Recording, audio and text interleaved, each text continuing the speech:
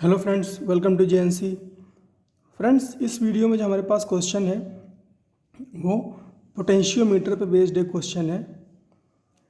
Friends, potentiometer का network हमें दे रखा है। जो पोटेंशियोमीटर का वायर है ना, जो कनेक्टिंग वायर होता है वो 10 मीटर की लेंथ का है और उसका रेजिस्टेंस 8 ओम है। जो सोर्स बैटरी है वो 48 वोल्ट की है और उसका इंटरनल रेजिस्टेंस जो है वो 4 ओम का है। फ्रेंड्स, जो टेस्टिंग बैटरी है ना, जो टेस्ट बैटरी है वो क्या है, 12 वोल्ट की है और उसका इंटरनल रेजिस्टेंस क्या है, 1 ओम का है। तो फ्रेंड्स, हमें बताना है इसका नल पॉइंट कहाँ पर होगा, इसका नल पॉइंट कहाँ पर होगा। तो फ्रेंड्स, अगर आपको पोटेंशियोमीटर के बारे में पता है तो अच्छी बात है, नहीं पता है तो मैं थोड़ा सा आइडिया दे देता हूँ। क्या होता है फ्रेंड्स, पोटेंशियोमीटर में हम एक सोर्स बैटरी लेते हैं, है ना। यहाँ पर तो इसका इंटरनल रेजिस्टेंस दे रखा है। आइडियल केस में क्या होता है कि हम एक सोर्स बैटरी लेते हैं और एक स्ट्रक्चर में, है ना, ये कंडक्टिंग वायर का ये जो मेटल प्लेट है, ये मेटल प्लेट है ना, इसके अक्रॉस एक रेजिस्टिव, है ना, एक रेजिस्टिव वायर लेते हैं जो कि यूनिफॉर्म क्रॉस सेक्शन का हो। जैसे ये है ए बी है, ए और बी जो है वो रेजिस्टिव वायर है यूनिफॉर्म क्रॉस सेक्शन का। और फ्रेंड्स, ये वोल्टेज सोर्स हो गया, है ना, और ये मेटल प्लेट्स हो गई और ये यूनिफॉर्म क्रॉस सेक्शन का रेजिस्टिव वायर हो गया। अब हम क्या करते हैं फ्रेंड्स, हम एक अननोन बैटरी, है ना, किसी अननोन बैटरी जिसका ईएमएफ हमें फाइंड करना हो उसको लेते हैं।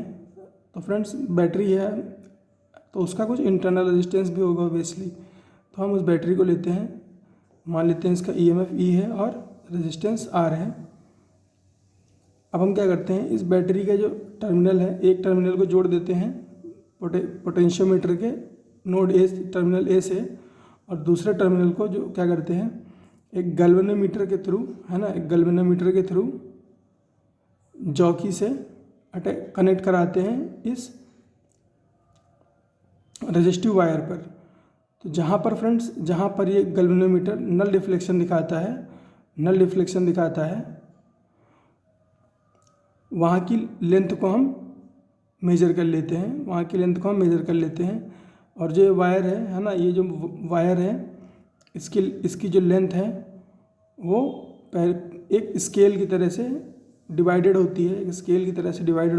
होती है, तो मान लेते हैं कि एक्स लेंथ पर, है ना, एक्स लेंथ पर नल डिफ्लेक्शन मिला है।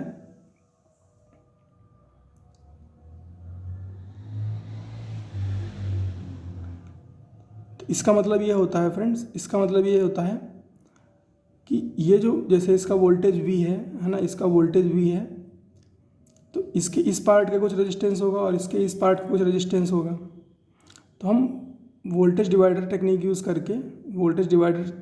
करके इस अननोन ईएमएफ को कैलकुलेट कर लेते हैं। इस अननोन ईएमएफ को कैलकुलेट कर लेते हैं। तो फ्रेंड्स, मैं चाहूँगा पहले आप इसको अपने आप से ट्राई कर लें, उसके बाद आ जाए मेरे सॉल्यूशन पे।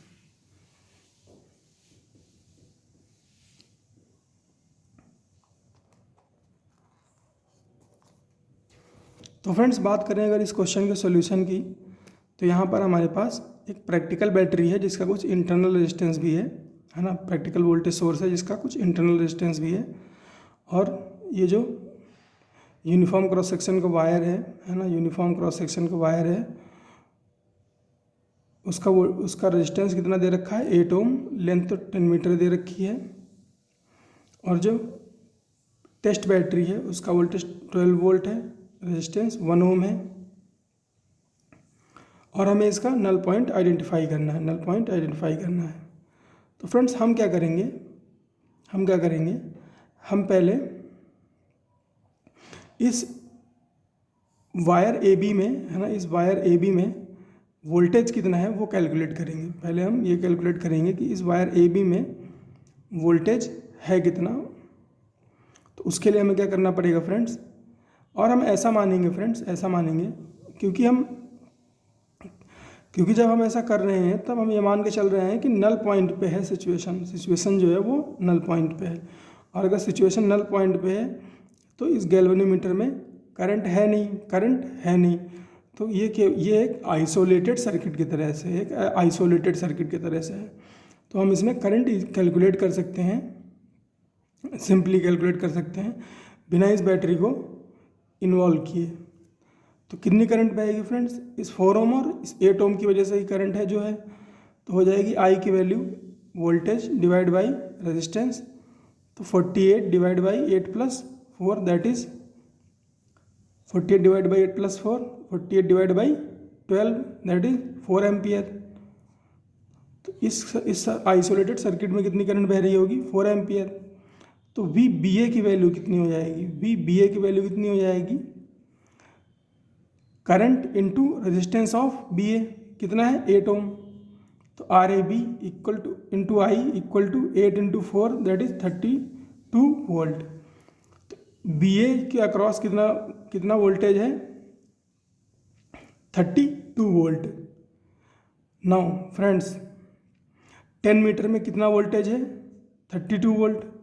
तो 1 मीटर में कितना वोल्टेज होगा, 32 बाई 10 वोल्ट।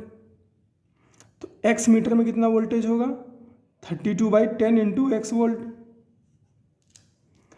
तो फ्रेंड्स एट नल डिफ्लेक्शन क्या होगा, कि जो वी ए जे है ना, वो बराबर होगा इस बैटरी के ईएमएफ के। क्योंकि फ्रेंड्स अगर करंट नहीं बह रही है तो voltage drop across this 1 ohm resistance कितना है, 0। तो अगर वोल्टेज ड्रॉप है ही नहीं तो जितना भी वोल्टेज ईएमएफ है इस बैटरी का वो सारा का सारा अपीयर होगा इस एजे टर्मिनल के अक्रॉस,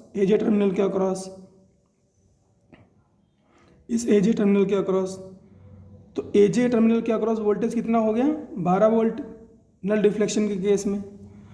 तो वी ए जे जो कि 32 बाई 10 इंटू एक्स है, किसके बराबर है, 12 वोल्ट के।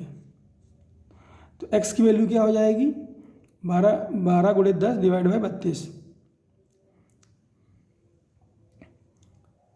इसकी वैल्यू क्या हो जाएगी, 3 into 10 divide by 8 that is equal to 15 by 4 या फिर 3.15 मीटर।